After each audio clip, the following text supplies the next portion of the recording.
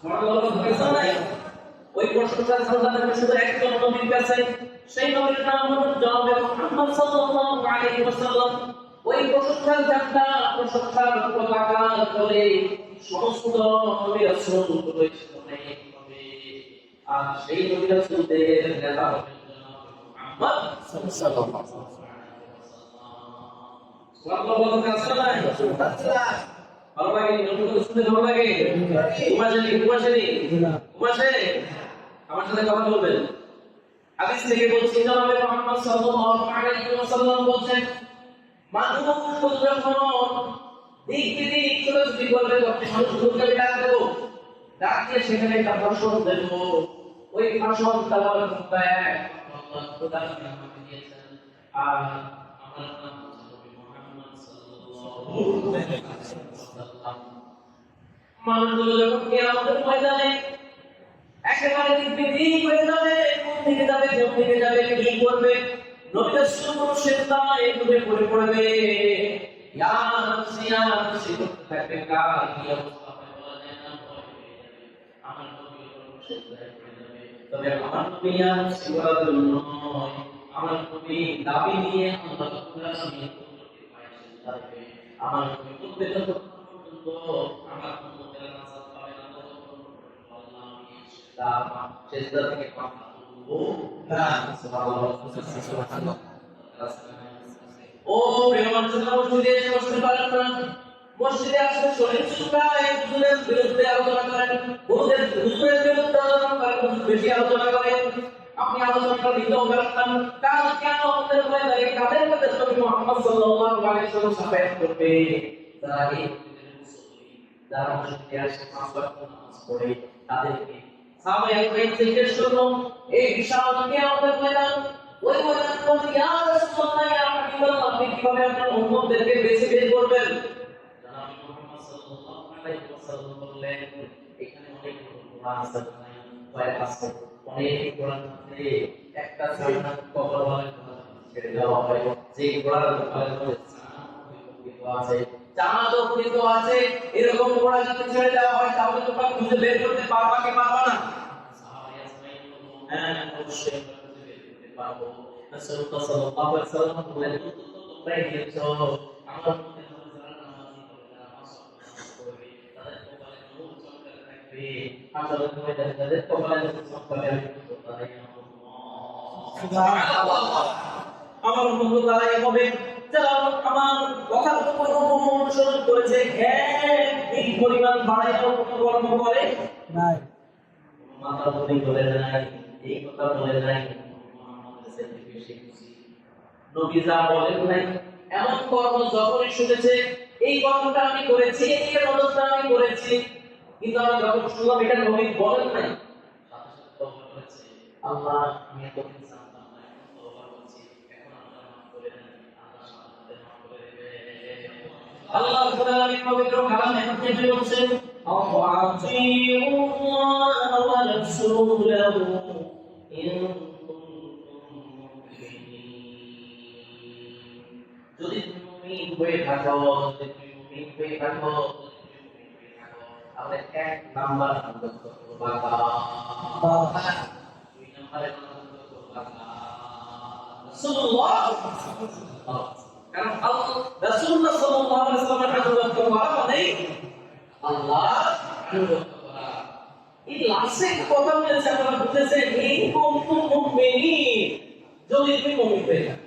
আপনি তো আব্দুর রহিমের ছেলে, আব্দুল করিম, আপনি তো মুসলমান ঘরের সন্তান, আপনি তো জানেন আপনি জান্নাতে চলে যাবেন, খুশিতে কত কত হয়ে গেছে জান্নাতে যাওয়ার জন্য।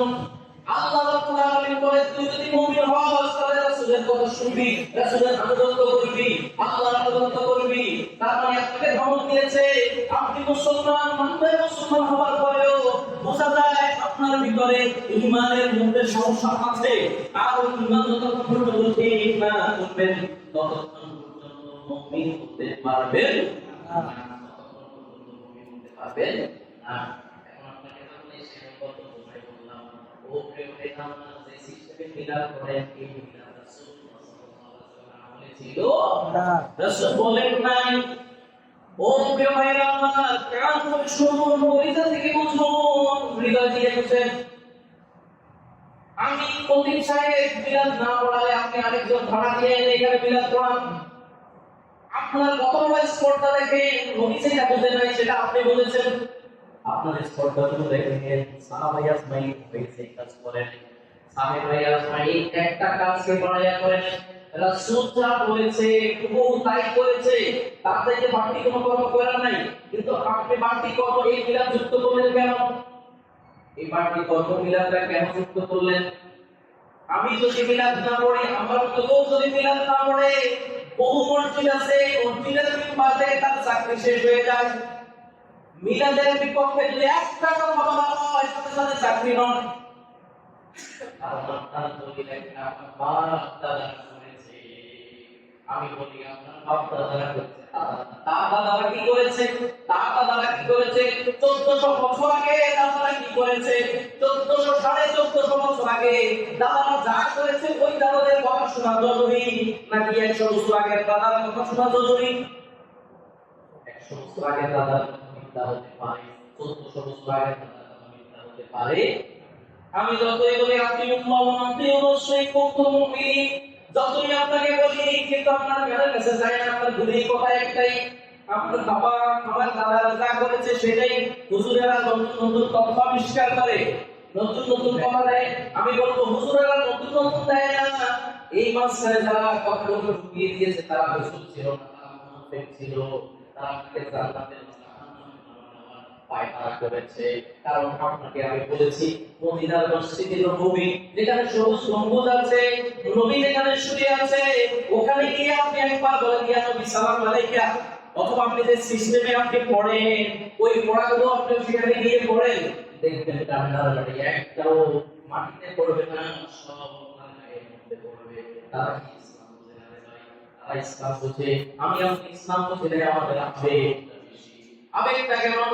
ইয়া নবী সালামু আলাইকা, কথা ভালো লাগলো, কথা বলেন ভালো লাগলো, ভালো কথা, সুন্দর কথা। কিন্তু সুন্দর কথা যদি নামাজের মধ্যে পড়েন নামাজ হবে? কথা বলেন না। এই সুন্দর কথা যদি নামাজের মধ্যে পড়েন নামাজ হবে? সেটা গিয়ে যদি বলেন ইয়া নবী সালাম আলাইকা হবে, যেখানে সুবহানাল্লাহ পড়া দরকার, সুবহানা রাব্বিয়াল আ'লা পড়া দরকার, সেখানে যদি বলেন ইয়া নবী সালাম আলাইকা হবে? তার মানে একটা জায়গায় একটা দেওয়া যাবে। আপনি নামাজে রাসূল পড়তে পারেন, রাসূলের সাথে বলতে পারেন ইয়া নবী সালামু আলাইকা, ইয়া হাবিব সালামু আলাইকা। এটা হচ্ছে আপনার শায়ের, এটা হচ্ছে আপনার গান, এটা হচ্ছে আপনার মনের আত্মা, এটা কেমন আপনি করতে পারেন। কিন্তু এখানে আপনি ইবাদত বানাইতে পারেন না। এই কোরআনের প্রিয় মুহাম্মদ আছে না এরকম গজল, ওই গজলটা যদি আপনাকে ইবাদত বানায় দেওয়া হয়, এই ভুবনের প্রিয় মুহাম্মদ কাজী নজরুল ইসলাম লিখেছেন, আপনারা যদি কয় এটাই ইবাদত, এটা করলে 40 বার পড়লে আপনার পেটের অসুখ ভালো হয়ে যাবে, আপনাকে যদি বলে 40 বার পড়লে আপনার গুনাহ মাফ হয়ে যাবে, তার মানে এটা ইবাদত বানানো হয়েছে। ওই ভুবনের প্রিয় মুহাম্মদ, এই গানটা ভুল নয়, কিন্তু এটা ইবাদত বানাই দেওয়ার নাম ভুল। একটা হাদিস বললে আপনাদের কনফিউশন হয়ে যাবে। মনোযোগ আছে না নাই? আছে। অনেকের কোনো উত্তর ঠিক আছে, হুজুর মিলাদের বিরুদ্ধে কথা বলতেছে, এই কারণে মনোযোগ নেই। আমি বলছি আমি মিলাদের পক্ষের লোক, কিন্তু মিলাদ কি জিনিস সেটা শিখাই দিয়েছে ইনশাআল্লাহ। মিলাদ বুঝেন না, শুধু ইয়া নবী সাল্লাল্লাহু আলাইহি ওয়াসাল্লাম বলে মিলাদ হয় ভুল। মিলাদ কি জিনিস শিখতে হবে। গত পর্বে আমরা মিলাদের কথা বলেছিলাম না, মিলাদ নিয়ে আলোচনা করেছিলাম না। রাসূলুল্লাহ সাল্লাল্লাহু আলাইহি ওয়াসাল্লামের জীবনী সিরাত পাঠ করার নাম হলো মিলাদ। কতটুকু বলেছিলাম কে বলতে পারবেন? কতটুকু আলোচনা করেছি? কারো মনে নাই? এক সপ্তাহে কে বলেছে? রাসূলুল্লাহ সাল্লাল্লাহু আলাইহি ওয়াসাল্লাম মা হালিমার কাছে, মা হালিমা যখন রাসূলুল্লাহ সাল্লাল্লাহু আলাইহি ওয়াসাল্লামকে নিয়ে যাচ্ছেন, মা হালিমা মনে আছে করে নিয়ে যাচ্ছেন, সেখানে কেমন বক্তব্য পেলেন ওই পর্যন্ত আলোচনা করেছিলাম, মনে পড়েছে তো? আজকে ওর পর থেকে কিছু আলোচনা করতে চাই, শুনবেন? শুনবেন? রাজি আছেন? সবাই বলুন আমার কাজ করা আস্তে বলুন। ও সত্য বলবো নি ইনশাআল্লাহ। আলহামদুলিল্লাহ উজ্জীবিত থাকতে হবে, কারণ আলোচনা হচ্ছে এমন একটা মানুষের যে মানুষটা হচ্ছে শ্রেষ্ঠ দুনিয়াতে যত মাখলুক আছে সমস্ত মাখলুকের উপরে যাকে স্থান দেওয়া হয়েছে সর্বশ্রেষ্ঠ মহামানব জনাবে মুহাম্মদ সাল্লাল্লাহু আলাইহি ওয়াসাল্লাম। আর কথা শোনার সময় মনের মধ্যে সেই লাগবে কি লাগবে না? অবশ্যই মনের মধ্যে জোশ লাগবে, মনের মধ্যে আস্থা লাগবে, মনের মধ্যে মহব্বত লাগবে। কিন্তু ঘুমের মধ্যে জোরাজুরি চলবে না। প্রিয় ভাইয়েরা আমার, হাদিস শুনুন। جاء ثلاث وفد إلى بيوت أزواج النبي صلى الله عليه وسلم। একদিন তিনজন সাহাবী রাসূলুল্লাহ সাল্লাল্লাহু আলাইহি ওয়াসাল্লামের বিবিদের ঘরের মধ্যে আসলেন মাসালা জানার জন্য। তারা রাসূলুল্লাহ সাল্লাল্লাহু আলাইহি ওয়াসাল্লাম বিবিদের কাছে বিভিন্ন ধরনের মাসালা জিজ্ঞেস করলেন। রাসূলুল্লাহ সাল্লাল্লাহু আলাইহি ওয়াসাল্লাম কতটুকু ইবাদত করেন, রাত জেগে কতক্ষণ তাহাজ্জুদের সালাত আদায় করেন, রাসূলুল্লাহ সাল্লাল্লাহু আলাইহি ওয়াসাল্লাম কিভাবে রোজা রাখেন, রাসূলুল্লাহ সাল্লাল্লাহু আলাইহি ওয়াসাল্লাম কিভাবে বিবিদেরকে সময় নেন, এই জাতীয় আমলগুলো মাসালাগুলো তারা জানলেন। জানার পরে তিনজন লোক বললেন, রাসূলুল্লাহ সাল্লাল্লাহু আলাইহি ওয়াসাল্লামের সাথে আমাদের আমল মিলাতে চলবে না। রাসূলুল্লাহ সাল্লাল্লাহু আলাইহি ওয়াসাল্লামের পূর্ববর্তী সমস্ত প্রকার গুনাহ মাফ করেছে, পরবর্তী সমস্ত গুনাহ মাফ করেছে। রাসূলুল্লাহ সাল্লাল্লাহু আলাইহি ওয়াসাল্লাম হচ্ছেন মাসুম। তাই উনি যদি ইবাদত করেন তাতে কোনো সমস্যা নাই, আমরা বেশি বেশি করে ইবাদত করব। তাদের মধ্যে একজন বললেন, আমি এমন ভাবে তাহাজ্জুদের নামাজ পড়ব, এক রাত তাহাজ্জুদের নামাজ ছাড়বো না, খালি তাহাজ্জুদের নামাজ পড়তেই থাকবো। তাদের মধ্যে একজন লোক বললেন, আমি রোজা রাখা শুরু করব, আমার মৃত্যু পর্যন্ত শুধু রোজা রাখতেই থাকবো, কোনো রোজার মধ্যে বিরতি দেব না। তাদের মধ্যে একজন বললেন, ইবাদত করার স্বার্থে আমি কখনো বিয়ে শাদী করব না, আমি কখনো বিয়ে করব না, আমি কখনো বিবাহ করব না। রাসূলুল্লাহ সাল্লাল্লাহু আলাইহি ওয়াসাল্লামের এখানে কথা গেল। রাসূলুল্লাহ সাল্লাল্লাহু আলাইহি ওয়াসাল্লাম আসলেন, এসে তিনজনকে ডাকলেন। তাদেরকে বললেন, তোমরা তিনজন তিনটা কথা বলেছো, একজন বলেছো সারা জীবন তাহাজ্জুদের নামাজ পড়বা, আর একজন বলেছো সারা জীবন রোজা রাখবা, একজন বলেছো বিবাহ করবা না। শুনে রাখো, নিকাহ হুকুম সুন্নতি প্রমাণাল্লাহি আমাদের সুন্নতি ফালাইসা মিন্নি। নিকাহ হচ্ছে আমার একটা সুন্নাত, যে ব্যক্তি নিকাহ বা বিবাহ করবে না সে তো আমার উম্মতি থাকবে না। আমার চাইতে এক বছরের বেশি বোঝা থাকতে পারবা না। এবার এর বেশি যে লাভ করবো না করবো কথা বলেন তো, এর সাথে জীবনে বিয়ে করবে না, এতে তার ক্ষতি হয়েছে না? একটু বাড়াবাড়ি করে ফেলুন না। আরেকজন বলো, তুমি সারা রাত জেগে তাহাজ্জুদের নামাজ পড়বা, মনে রাখো তোমরা যে কথা বলেছো আল্লাহ তাআলা পূর্ববর্তী আমার সমস্ত গুনাহ মাফ করেছে, পরবর্তী গুনাহ মাফ করেছে, এই কথা সত্য। কিন্তু আমি জীবনে যে ইবাদত করি, আমার ইবাদতের কাছে তোমরা হতে পারবা। আমি সবচেয়ে বেশি আল্লাহকে ভালোবাসি, সবচেয়ে বেশি সিজদা আমি আল্লাহকে দেই, তবে আমার ইবাদতের মধ্যে পরিচ্ছন্নতা আছে, পরিপাটি আছে। আমি রাত থেকে তাহাজ্জুদের নামাজ পড়ি, কিন্তু প্রথম রাতে আমি ঘুমাই, সারা নামাজ পড়ে আমি ঘুমিয়ে যাই, তারপরে ঘুম থেকে উঠে আমি তাহাজ্জুদের নামাজ পড়ে বিবিদেরকে সময় দেই, তারপরে আবার ফজরের নামাজ পড়ি। আমার জীবনটাকে আমি রেডি করেছি। আমার এই ঘরের বাইরে গিয়ে যদি তুমি বলো আমার চাইতে বেশি তাহাজ্জুদ পড়ে তুমি বুজুর্গ হয়ে যাবা, জীবনেও নয়, পশ্চিমকালেও নয়। আমি মুহাম্মদ সাল্লাল্লাহু আলাইহি ওয়াসাল্লামের উপরে তুমি কখনো ইবাদত করতে পারবা না। আমি মুহাম্মদ সাল্লাল্লাহু আলাইহি ওয়াসাল্লাম যেভাবে ইবাদত শিখিয়ে দিলাম, তেমনি ভাবে তোমাকে ইবাদত করতে হবে। এর যে একটি পরিমাণ বেশি যদি তুমি বাড়াইয়া করো, তাহলে সেটা বেদাত হয়ে যাবে, আর বাড়াইয়া ইবাদত করার কারণে তোমাকে জাহান্নামে যাওয়া লাগবে। আরে নবী সাল্লাল্লাহু আলাইহি ওয়াসাল্লাম যা বলেছে, আতিউল্লাহ ওয়া রাসূলাহু ইন কুনতুম মুমিনিন। যদি আপনি মুমিন হতে চান তাহলে আল্লাহ তাআলা বলে দিয়েছেন, আতিউল্লাহ, তোমরা আল্লাহর আনুগত্য করো, আতিউর রাসূলের আনুগত্য করো। যদি তোমরা মুমিন হতে চাও, দেখেন এর পরবর্তী একজনকে বলল, তুমি বললা সারা জীবন রোজা রাখবা। দেখো, আমি মুহাম্মদ সাল্লাল্লাহু আলাইহি ওয়াসাল্লাম সবচেয়ে বেশি আল্লাহকে ভালোবাসি, আমিও রোজা রাখি, তবে আমি রোজা রাখি মাঝে মাঝে রমজানের 30 দিন আমি রোজা রাখি, তারপরে উল্লেখযোগ্য দিনগুলো আমি রোজা রাখি, সপ্তাহে বৃহস্পতিবার আমি রোজা রাখি, আইয়ামে বিদের দিনে রোজা আমি রাখি, প্রায় সময় আমি রোজা রাখি, তবে প্রায় সময় আমি রোজা ভেঙে থাকি, মাঝে মাঝে আমি রোজা রাখি না। এটা হচ্ছে ইসলামের পরিচ্ছন্নতা, পরিপাটিতা। তুমি যদি এর চাইতে বেশি বুঝো, বেশি বুঝতে গিয়ে ঈদের দিনও তুমি নামাজ পড়ে গেল, তাই আর রোজা রেখে ফেলবা। কথা বলেন, এই লোকটা যে বলবো সারা জীবন সে রোজা রাখবে, সারা জীবন সে রোজা রাখবে, তাহলে সে ঈদের দিনও রোজা রেখে ফেলবে, তাহলে রাসূলের চাইতে বেশি বুঝছে না কম বুঝছে? কথা বলেন না, বেশি বুঝছে না কম বুঝছে? আপনি রোজা রাখতে সব অবস্থা নাই, আর ঈদের দিন যদি রাখেন, কথা বলেন না, যদি ঈদের দিন রাখেন গুনাহ হবে, হবে কি হবে না? এটা যদি বুঝেন তাহলে বুঝবেন বেদাত কি জিনিস, বানায়া বানায়া আমল করা কি জিনিস। আমি আপনাকে যদি বেদাতের কথা বলি, তখনই আপনার গায়ের মধ্যে যদি একটা জ্বলন্ত শেখায়, তাহলে সাথে ইস্তেগফার করবেন, আস্তাগফিরুল্লাহ আস্তাগফিরুল্লাহ আস্তাগফিরুল্লাহ। ইবাদত করাইতে আসেন, ইবাদতের মূল জায়গায় আপনি এসেছেন। ইবাদতের মূল জায়গায় মানে ভালো করে ইবাদতটা শিখেন। আমাদের দেশে নামাজ নাই, রোজা নাই, অথচ আছে বিপদে পড়লে মিলাদ পড়ানো। ঠিক না? ঠিক না বেটি? মিলাদ তো পড়াবে, সাথে মাত্র 100 টাকা বেশি করে মিলাদ পড়াইছে বাবু। আমি যেখানেই নামাজ পড়াই আমার একটা প্রশ্ন, বাবা যদি সবাইকে চাও সবাই খাও, ওদেরকে দেয় খাওয়াই না। মিলাদ পড়ে 7-8 জন 10 জন 20 জন 30 জন ওই পর্যন্ত চুপ করে বসে থাকতো। মিলাদের দাওয়াত দিয়া যারা মিলাদ পড়বে তারা খাবে, বাকিরা খাবে না কেন? জুমা মসজিদে আসো, আগে সবাই খাওয়াই দাও না বাবা। আসার সময় 100 টাকার বিস্কুট নিয়ে 100 টাকা খতিব সাহেবের জন্য নিয়ে এসে তুমি এই মিলাদ পড়াইয়া দিয়ে তুমি ভাবছো তুমি মুমিন হয়ে গেছো না। ওয়াজিল্লাহ ওয়া রাসূল, আল্লাহর অনুগত করো নাই, রাসূলের অনুগত তুমি করো নাই। তুমি বানানো একটা অনুগত করেছো, তুমি বানানো একটা অনুগত করেছো, আল্লাহর অনুগত করো না।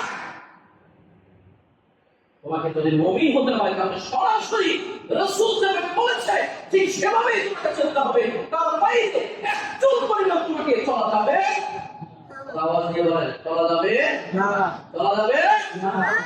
তাহলে যদি মিলাদের সময় তোবারক করেন, তোবারক খাওয়ানো ভালো সুন্নাত, আপনি একদমই ফওয়ায়েদের পারলে ভালো, তাহলে সেটা সবার জন্য নিয়ে আসবেন। বলবেন যে হুজুর একটু দোয়া করে দেন, হুজুর দোয়া করে দিন। তবে মনে রাখবেন হুজুরের সারা জীবন দোয়া করা আর আপনার 1 মিনিট দোয়া করার সমান।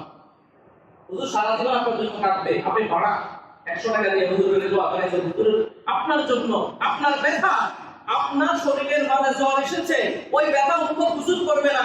আপনার শরীরে ফোড়া উঠেছে, ওই অনুভব হুজুর করবে না। অতএব আপনার দোয়াটা তোমার জায়গা মসলা হবে। তাহলে আপনি যত বড় গুনাহগার হয়ে থাকেন, আপনি তাহাজ্জুদের নামাজে দাঁড়ায় যান, দাঁড়ায় যদি আল্লাহর কাছে কান্নাকাটি শুরু করেন, আপনি সূরা জানেন না, কিছু জানেন না, তাই নামাজে দাঁড়ায় যান না রে ভাই। নামাজ পড়তেও কাউকে দেখেন নাই, দাঁড়ায় দাঁড়ায় চোখের পানি ফেলেন, আল্লাহর কাছে বলেন, আল্লাহ আমি তো কিছু জানি না, কিন্তু বিপদে পড়েছে, আমার বিপদ উদ্ধার করার জন্য একমাত্র তুমি ছাড়া আর কেউ নাই, তুমি আমার বিপদ থেকে আমাকে উদ্ধার করতে পারো। দেখবেন আল্লাহ অটোমেটিক বিপদ নিয়ে গেছে। শুনেন, নিজের বিপদ নিজে কাঁধে তুলি, পকেটের মধ্যে টাকা আসার কথা, আপনাকে ভালো করে আমি ওয়াজ করে দেব, হুজুরের কাছে আসবেন, বাবা আপনাদের মুখ পবিত্র না, হুজুরের মুখটাই শুধু পবিত্র। আসলে খালি হুজুরের কাছে দিবেন, হুজুরের ভয় দিবেন।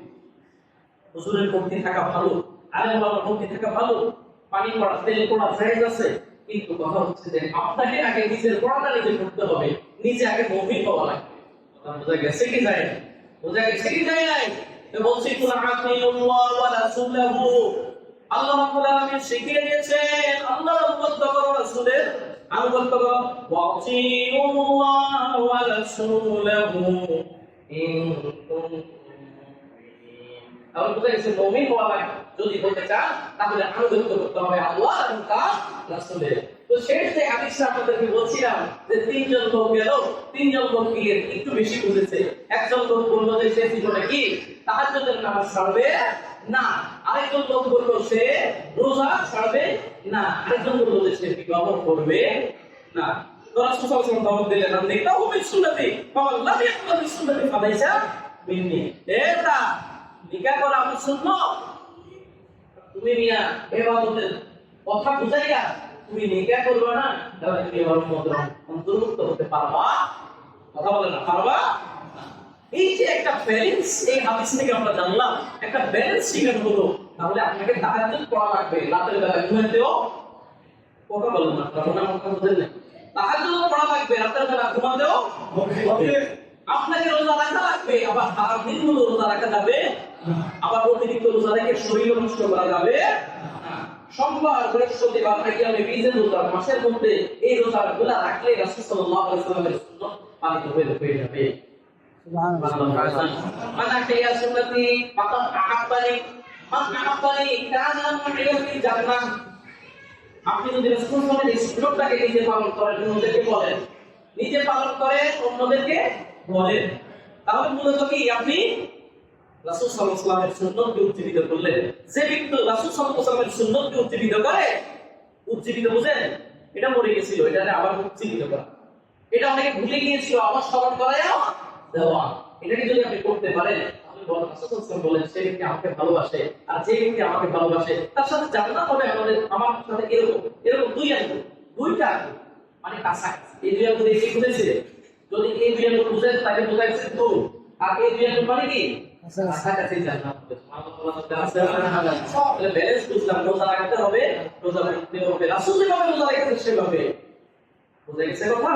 তাহাজ্জুদ পড়তে হবে রাসূল যেভাবে করেছে সেভাবে, নামাজ পড়তে হবে সাল্লু কামা রাআইতুমুনি উসাল্লি, নামাজ পড়তে হবে রাসূল সাল্লাল্লাহু আলাইহি ওয়াসাল্লাম যেভাবে নামাজ পড়েছেন ঠিক সেইভাবে। কথা বুঝা গেছে কি জানি নাই? রাসূল সাল্লাল্লাহু আলাইহি ওয়াসাল্লাম করেন নাই, সাহাবায়ে কেরাম করেন নাই, তাবেঈন করেন নাই, আইম্মায়ে মুস্তাহিদিন করেন নাই, সালফে সালিহিন করেন নাই, ইমাম আবু কাসিম আবু হানিফা করেন নাই।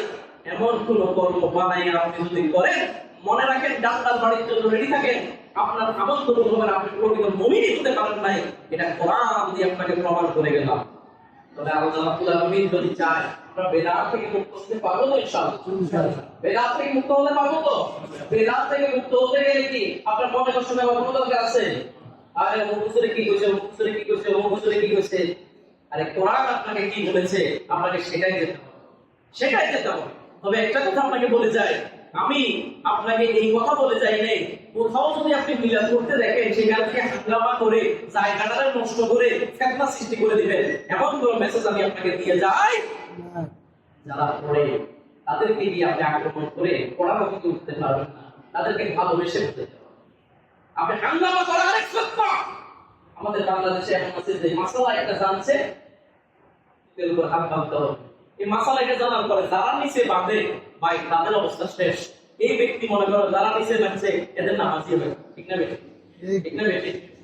আমি জোরে বলতে হবে, যে আসতে বলছে তার মনে নামাজি হবে। আবার যদি আসতে বলে কেউ যদি পাইছেন জোরে বলছে আমি ওই শেখা নামাজ শেষ হতো বারবার আজকে বাধা, তুই কেমনি করছিস অসুস্থ দেখা।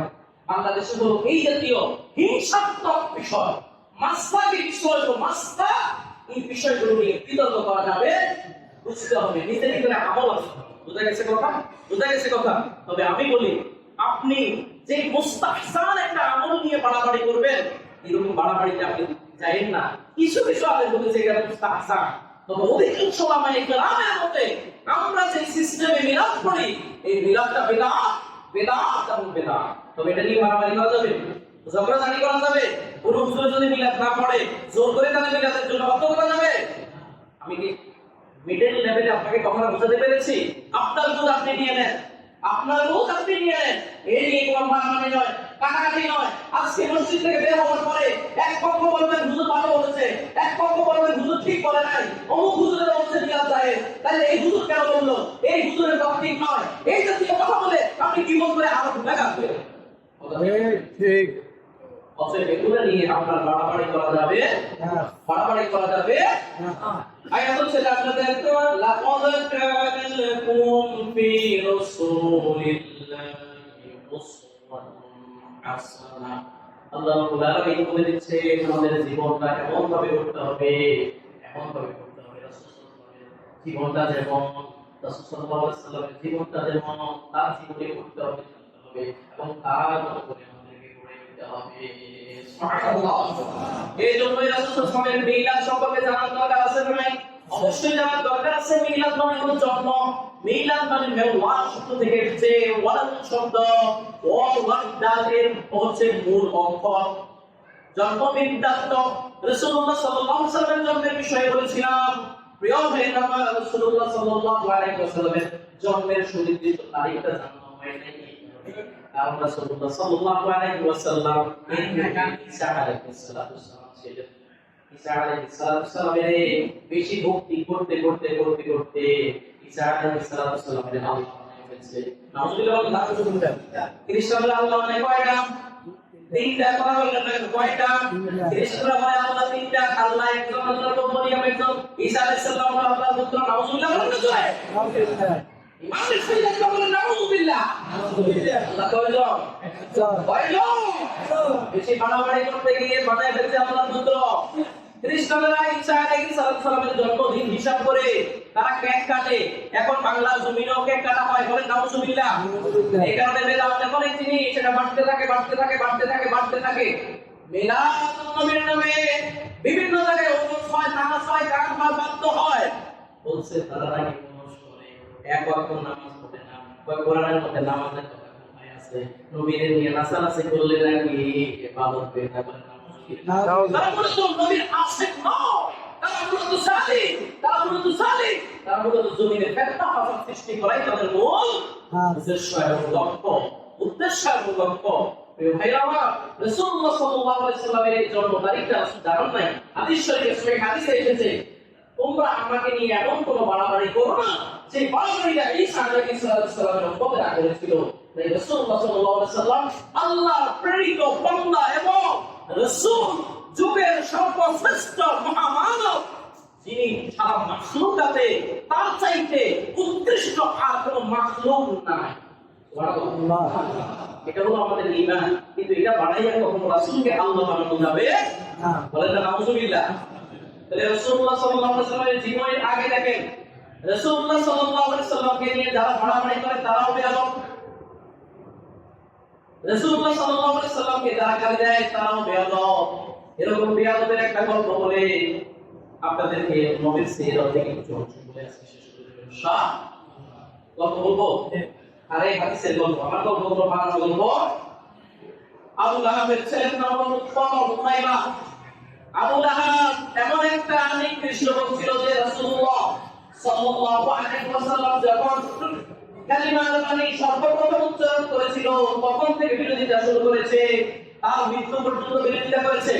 আবু লাহাবের সন্তানরা বিরোধিতা করেছে। আবু লাহাবের স্ত্রী বিরোধিতা করেছে। রাসূলুল্লাহ সাল্লাল্লাহু আলাইহি ওয়াসাল্লামের একটি ফ্যামিলি গ্রুপ ভিত্তিক শত্রু, এর দল হলো আবু লাহাবের দল। আবু লাহাব একটা সিরিয়া যাবে ব্যবসা করার জন্য, আবু লাহাব ব্যবসায় করার জন্য সিরিয়া যাবে। আবু লাহাবের সন্তান উতাইবা বলছে যে আব্বাজান, আমি কিন্তু মুহাম্মাদের সাথে একটু ঠাট্টা মশকরি করে আসি। কি করে আসি? ঠাট্টা মশকরি করে আসি। মুহাম্মদ সাল্লাল্লাহু আলাইহি ওয়াসাল্লামের কাছে উতাইবা আসলো। উতাইবা এসে বলল, ও মুহাম্মদ, তোর কোনো কথা মানি না, তুই যত কথা বলেছিস সব কথা মিথ্যা কথা, তোর উপরে ঈমান আনি না। এভাবে রাসূলুল্লাহ সাল্লাল্লাহু আলাইহি ওয়াসাল্লামকে উদ্বুদ্ধ করার চেষ্টা করলো, ইনফিসিং করার চেষ্টা করলো। রাসূলুল্লাহ সাল্লাল্লাহু আলাইহি ওয়াসাল্লাম দাঁড়িয়ে থেকে কোনো কথার জবাব নাই। শেষ পর্যন্ত অপমান করতে গিয়ে উতাইবা রাসূলুল্লাহ সাল্লাল্লাহু আলাইহি ওয়াসাল্লামের মুখের মধ্যে শুধু মারলো, বলেন নাউজুবিল্লাহ।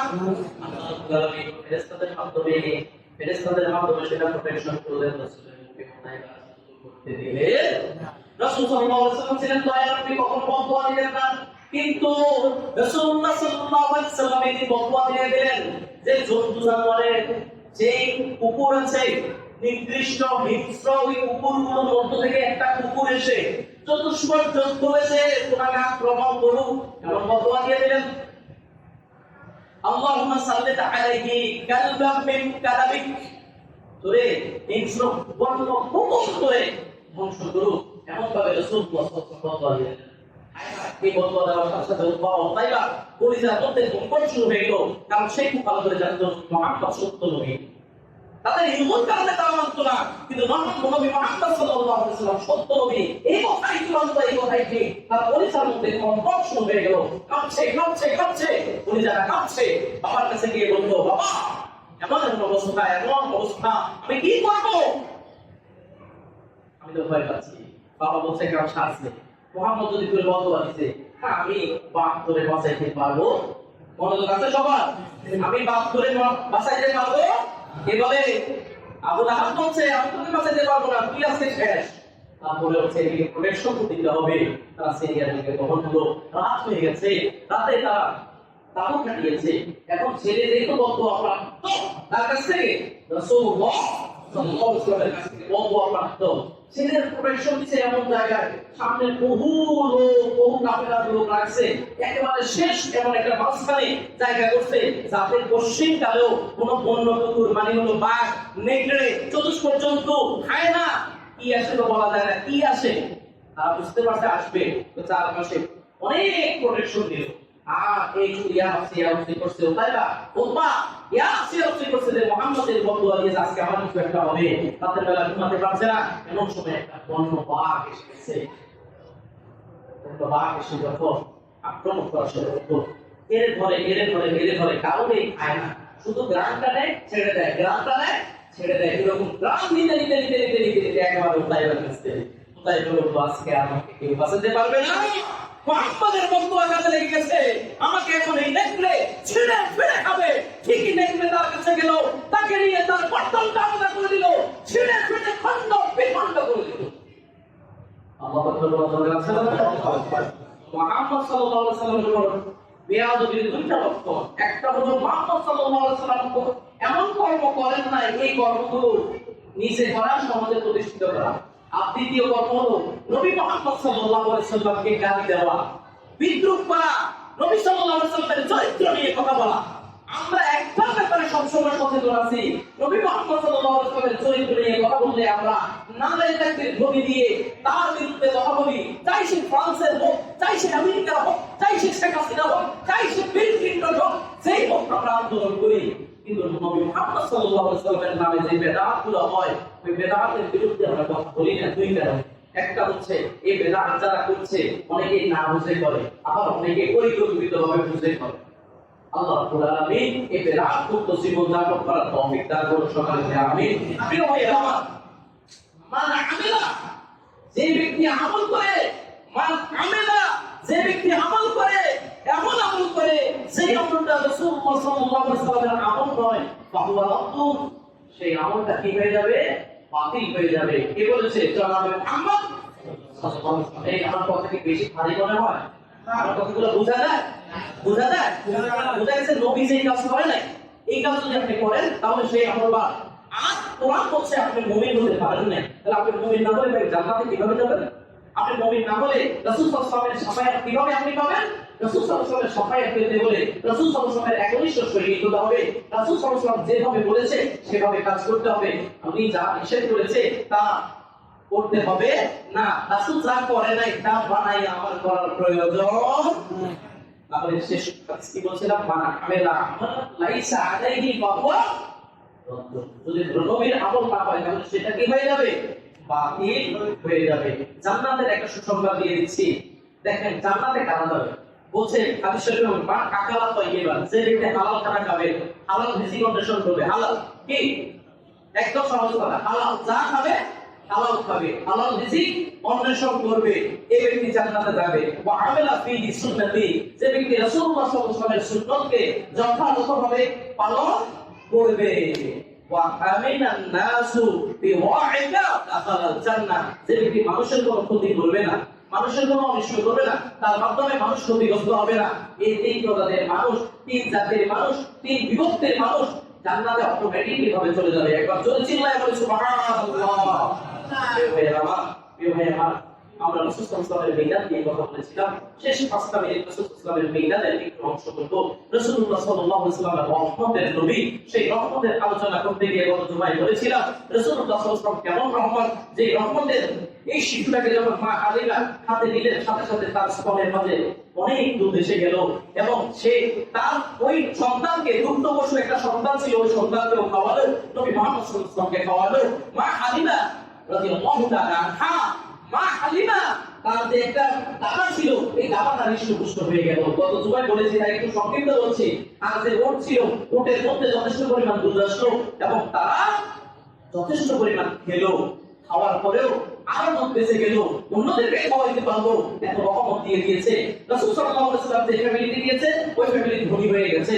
রাসূল সাল্লাল্লাহু আলাইহি ওয়াসাল্লাম মা হালিমার ঘরে ছিল, মা হালিমা যখন ছাগলগুলো বিভিন্ন জায়গায় চলতে যেত, সেখানে যদি মরুভূমিও থাকতো ওই মরুভূমির মধ্যে ঘাস তৈরি করে দিতেন কে? বলেছিল বলেন কে? রাসূলুল্লাহ সাল্লাল্লাহু আলাইহি ওয়াসাল্লামের বয়স 2 বছর।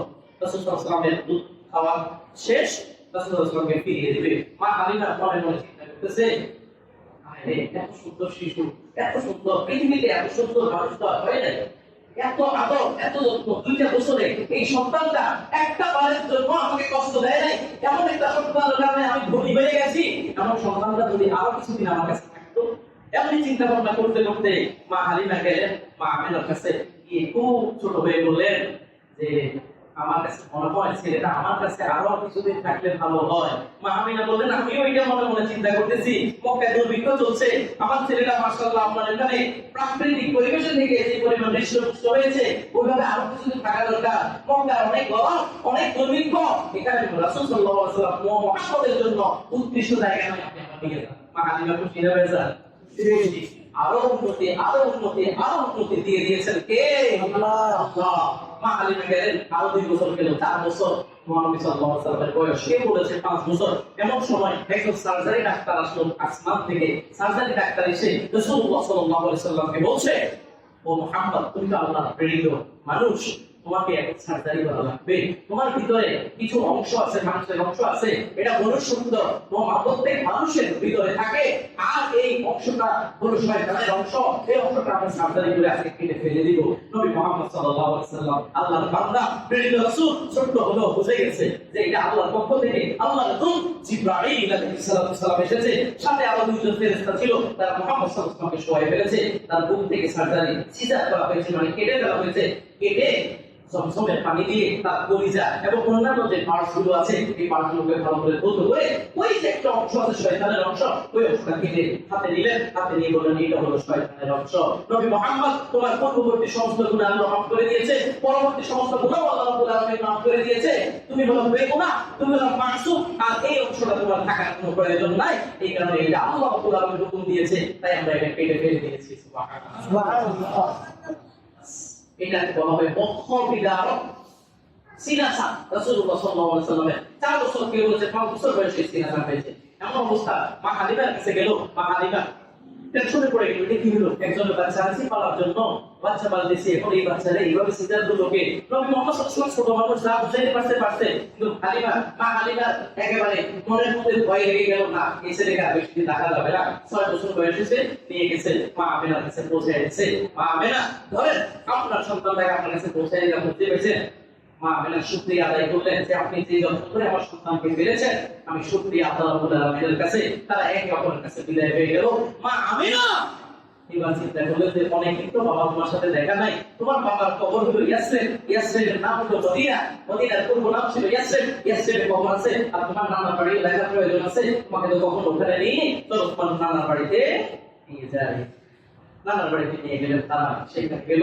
উম্মে আইমান ছিল একজন দাসী, আর মা আমিনা রাসূলুল্লাহ সাল্লাল্লাহু আলাইহি ওয়াসাল্লাম এই বচন দিয়ে তারা রওনা হয়ে গেলেন।